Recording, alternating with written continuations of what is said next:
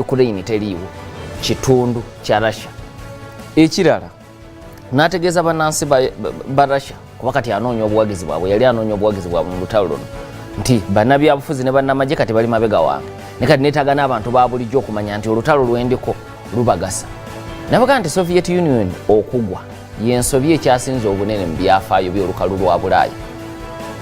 Ye Vladimir Putin kati olaba gy'alaga bw'ava ku ekyo naga nti naye mu myaka gino nga ndi mu ntebe tufubye okwesitula mu bintu bingi omuli ebyenfuna n'ebyekijaasi. Ebyo bintu bibiri binyezizza nnyo balabe baffe omuli n'Amerika.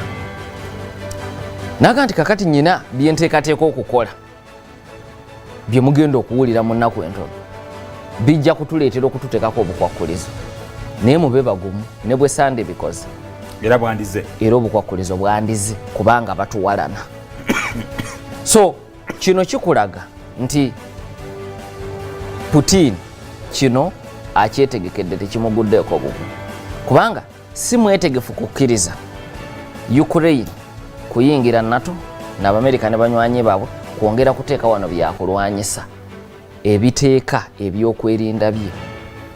Atulaba Soviet Union yabikanga bwetyo ebiseera biri ng'amawanga gano gonna agazze gawulwa teganaba kufuna bwetwaze obaolyawo bwankomeredde.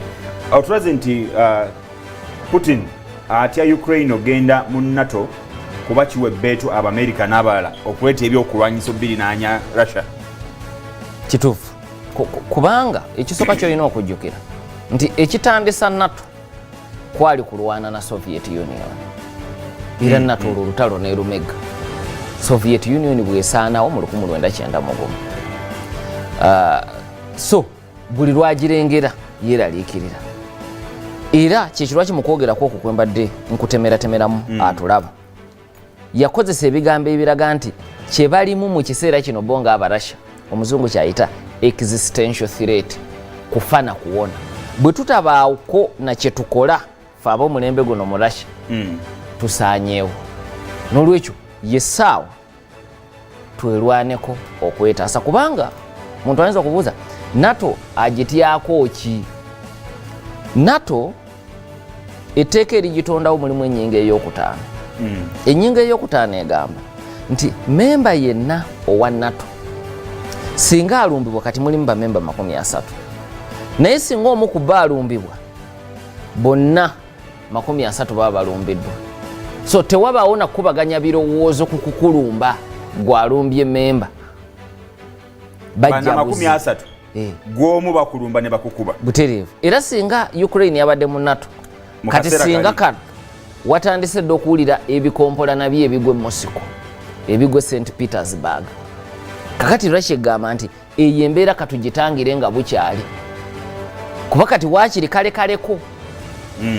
Abamerika n'abala okujja mu lutalo luno it would be a war of choice, olutalo olw'okwesalirawo kyeyagalire. Naye singa Ukraine ebeera memba ya NATO tebeera war of choice, kiba kikkakatako okuluyingira. Kati bwe lubeera war of choice otandika okwebuuza ngende sigenda nfiirwaki nfunaki era byolaba Amerika ne banywanyi baayo bye balimu. Wali singa Ukraine memba mujjuvu ebyo tebibaawo. Kati Russia egamba embeera eyo oyina okugitangira nga bukyali eyagala Ukraine efune modo ng'eye Finland